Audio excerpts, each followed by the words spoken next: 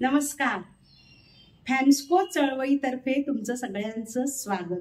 मी Deepali Katre. Career वृत्तांत लोकसत्तेचा हा जो शुक्रवारचा वृत्तांत आहे त्यातला डॉक्टर हरीश शेट्टी यांनी लिहिलेला हा लेख आहे. खरं तर फॅन्स्को चळवळीचं प्रमुख उद्दिष्ट हेच आहे, बालक पालक संवाद.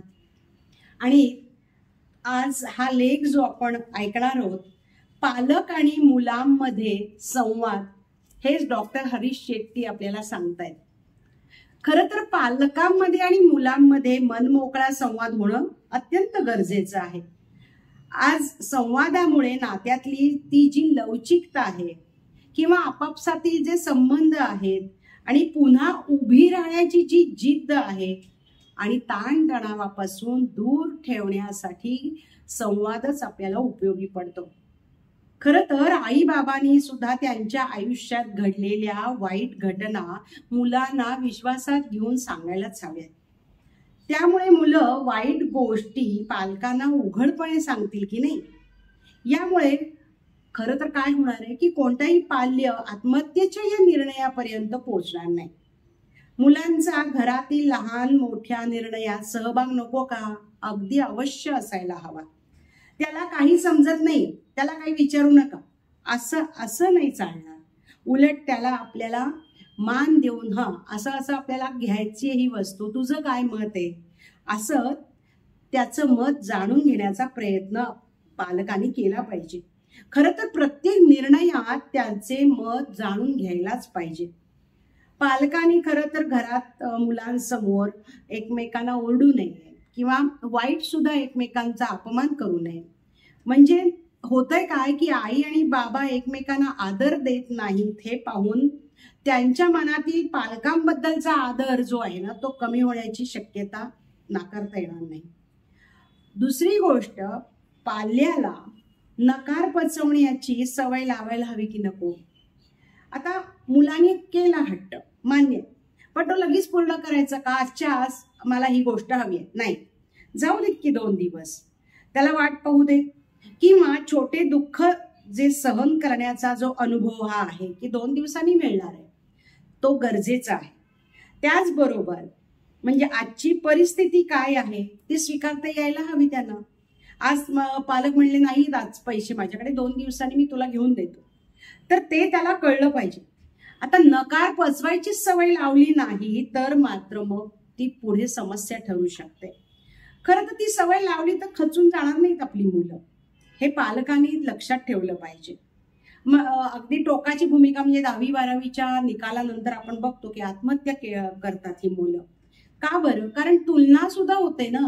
पालक आपल्या मुलांची तुलना इतरांशी करतात, बहिणीशी सुद्धा करू शकतात. तसंच राग व्यक्त करत असताना काही वेळेला मारणंही असतं किंवा टोमणे सुद्धा मारत असतात. पण तसं नाही, तिथे संवाद साधावा. मुलांना जवळ बसवून त्याला नीट समजावून सांगितलं तर ते अधिक फायदेशीर ठरतं. खरं तर मुलांचा आता निसर्गाशी सुद्धा संबंध हवा. जर निसर्गाशी म्हणजे पंचमहाभूतांशी संबंध जर असेल तर मानसिक स्वास्थ्य चांगले राहते. म्हणजे सकाळी उठून काही पालक आपल्या मुलांना घेऊन फिरायला जातात, काही गोष्टी त्यांना अनुभवायला सांगतात. हे तसंच आहे की सूर्योदय झालाय, सूर्यास्त आहे किंवा मातीमध्ये खेळतात ही मुलं. आता आदिवासी भागामध्ये राहणारी मुलं जी आहेत ती निसर्गाच्या सान्निध्यातच वाढत असतात. त्यामुळे ती बघा मानसिकरित्या शांत असतात. हे पाहिजे ते पाहिजे, नाहीतर आमच्या मुलांना काय असतं, ही वस्तू पाहिजे ती वस्तू पाहिजे. किंबहुना डीमार्ट मध्ये गेल्यानंतर या मुलांचं जर आपण विश्व बघितलं तर पटापटा या वस्तू दिसतील त्या सगळ्या घेतल्या जातात आणि म्हणतात आई बाबांना बिलिंग करा याचं म्हणून. पण या सगळ्यांसाठी तुम्हाला त्यांना निसर्गात नेणं आवश्यक आहे किंवा 10 ते 15 मिनिटं योग करणं जरुरीचं आहे. शाळेमध्ये योगाभ्यास शिकवला जातो. खरं तर प्रत्येकाच्या आयुष्यात नोकरीतील अपयश आहे, परीक्षेत कमी गुण मिळणं किंवा आजारपण येणं, अशा या घटना सातत्याने घडत असतात.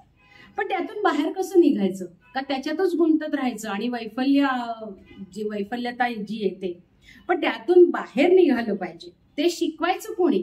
पालकांची जबाबदारी आहे. पुन्हा उठून नव्याने सुरुवात करणं, ही जी जिद्द आहे ती खरं पालकांनीच त्यांच्यामध्ये पेरायला पाहिजे. आणि आहे त्या परिस्थितीतून किंवा कोणतीही परिस्थिती अगदी आली तर त्याच्यातून वाट तुम्हाला काढता आली पाहिजे, हा विश्वास जो आहे तो पालकांनी दिला पाहिजे. खरं तर एकत्र कार्यपद्धती शिकवायला हवी मुलांना. आपण आपल्या घरामधला एक छोटासा काहीतरी टास्क दिलेला आहे आणि सगळ्यांनी मिळून आपण हा करूया. कारण याचं भविष्यामध्ये जेव्हा तुम्ही काम करता, ही मुलं जेव्हा मोठी होतात तेव्हा त्यांच्या सहकार्यांबरोबर चांगले संबंध त्यांना प्रस्थापित करता येतात. आता 14 ते 19 वयोगटातली मुलांचं पहिलं प्रेम खरं तर अभ्यास हे असायला पाहिजे. ते करतातही, पण काही वेळेला जो कंटाळा असतो अभ्यासाबद्दल, पण त्याच्याबद्दल आवड निर्माण करण्याची जी आहे ती पालकांची जबाबदारी आहे. रंगरूपावरून विद्यार्थ्यांमध्ये नेहमी चर्चा होते, किंवा ट्रोल केलं जातं. पण जसे तुम्ही आहात, जसा तुमचा रंग आहे, जसं तुमचं रूप आहे, जसं तुम्ही दिसतात, हे सगळं स्वीकारायला हवं. तसंच आपली चूक झाली तर ती मान्य करायला हवी. हे तर प्रामाणिकपणा ते खरं पालकांनीच त्यांना समजून घ्यायला हवं. आता समजा झाली आहे चूक, पण तीच झालेली चूक सविस्तर संवाद साधून सुधारता येते. उगाच पालकांनी सुद्धा आक्रस्ताळेपणा करून त्याला 2 धपाटे त्याला मारून किंवा काही असं न व्यक्त होता त्याच्याशी संवाद साधला पाहिजे.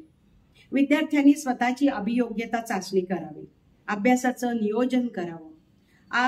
हा जो दिवस असतो प्रत्येक, तो दिवस आनंदाने कसा सुरू करता येईल, आणि रात्री झोपताना सगळं आठवलं पाहिजे की आपण दिवसभरात कसं वागलो, काय काय केलं, आणि मग हे चांगलं होतं का, काय झाली असेल माझी चूक. या पद्धतीने आपण भारतात जन्मलो हे आपलं भाग्य आहे. डॉक्टर हरीश शेट्टी असं म्हणतायत की आपण भारतात जन्मलो हे आपलं भाग्य आहे. भारतीय पालकांच्या संस्कारांमुळे आपले भारतीय जगभर चमकदार कामगिरी करताना दिसतात. नेहमी आनंदात राहून काम करत राहा आणि याचमुळे आयुष्यात पुढे जाता येते.